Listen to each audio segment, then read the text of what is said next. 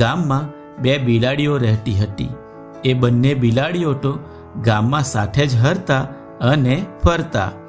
આમ તો બંને બિલાડીઓ પાક્કા મિત્રો હતા, પણ ક્યારેક ક્યારેક એકબીજા સાથે લડતા ઝઘડતા અને એકબીજાથી રિસાઈ પણ જતા અને ફરી પાછા હળીમળીને રહેવા પણ લાગતા.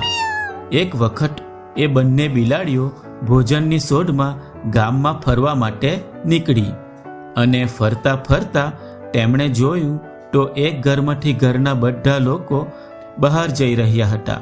તેથી ઘરને ખાલી પડેલું જોઈ તેઓ તો મોકો જોઈ એ બંને બિલાડીઓ એ ઘરના રસોડામાં પહોંચી ગઈ.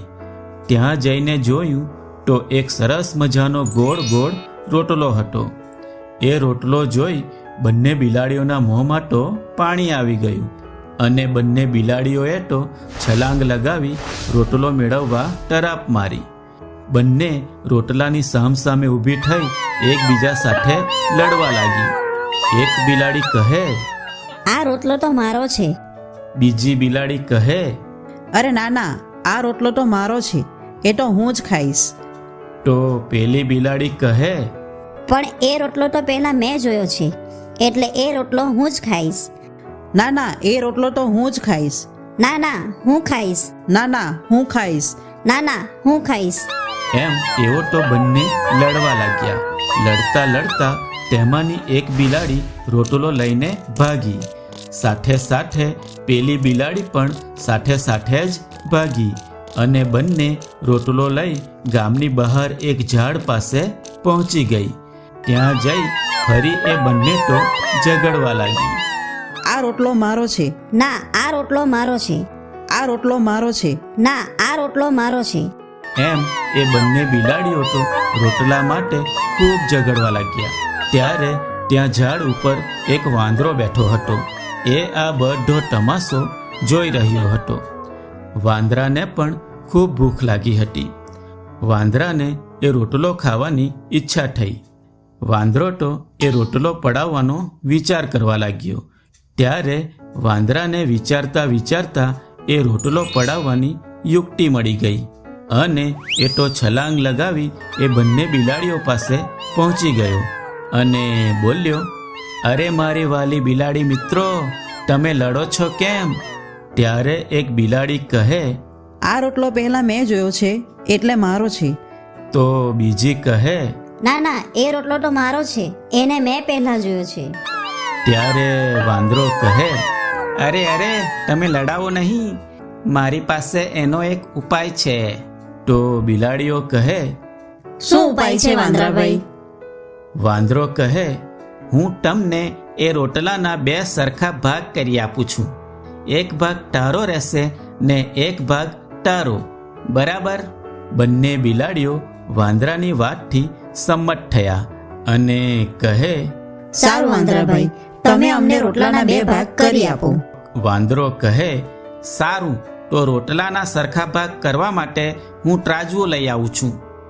એમ કહી વાંદરો કૂદતો કૂદતો ગામમાં જાય છે અને ગામમાંથી ત્રાજવું લઈ આવે છે.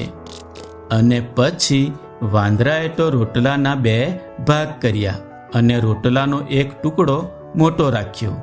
ત્રાજવાના બંને ભાગમાં રોટલાનો એક એક ટુકડો મૂકી દીધો અને ત્રાજવું ઊંચક્યું. તો જે બાજુ રોટલાનો ટુકડો મોટો હતો એ ભાગ નમી ગયો. વાંદરો કહે, અરે અરે, આ બાજુનો ટુકડો તો મોટો થઈ ગયો. તમને વાંધો ના હોય તો હું મોટા ટુકડામાંથી થોડો ટુકડો ખાઈને સરખો કરી આપું. બિલાડીઓ કહે, સારું વાંદરાભાઈ. પછી તો વાંદરો રોટલાના મોટા ટુકડામાંથી મોટું બટકું ભરે છે અને ખાઈ જાય છે. તેથી બીજા રોટલાના ટુકડા કરતાં એ નાનો થઈ જાય છે અને ફરી એ ખાધેલો ટુકડો ત્રાજવામાં મૂકે છે અને ત્રાજવું ઉચકે છે. તો ત્રાજવું ખાધેલા રોટલાના ટુકડા બાજુથી ઉચકાઈ જાય છે અને બીજી બાજુ નમી જાય છે. તો ફરી વાંદરો તો બિલાડીઓને પૂછી રોટલાનો ભાગ સરખો કરી આપવા વધી ગયેલા રોટલાના ટુકડા પર બટકું ભરી રોટલાના ટુકડાને માપે છે અને ફરી એક બાજુ નમે છે તો ફરી એ ટુકડામાંથી બટકું ભરે છે અને ફરી ટુકડાને ટોલે છે અને ફરી એક બાજુ નમતા એ ટુકડામાં બટકું ભરે છે. આમ કરતાં કરતાં રોટલાના ટુકડા નાના થતા ગયા અને છેલ્લે એક જ બાજુ રોટલાનો એક નાનો ટુકડો બચ્યો.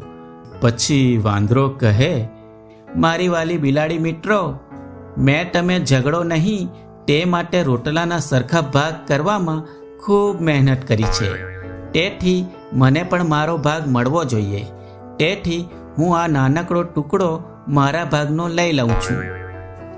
એમ કહી જે વઢેલો ટુકડો હતો એ પણ વાંદરો ખાઈ જાય છે અને વાંદરો તો કૂદતો કૂદતો ત્યાંથી જતો રહે છે અને બિલાડીઓ તો એકબીજાનું મોઢું જોતી રહી જાય છે અને એમને પોતે છેતરાય છે એનો ખ્યાલ આવી જાય છે.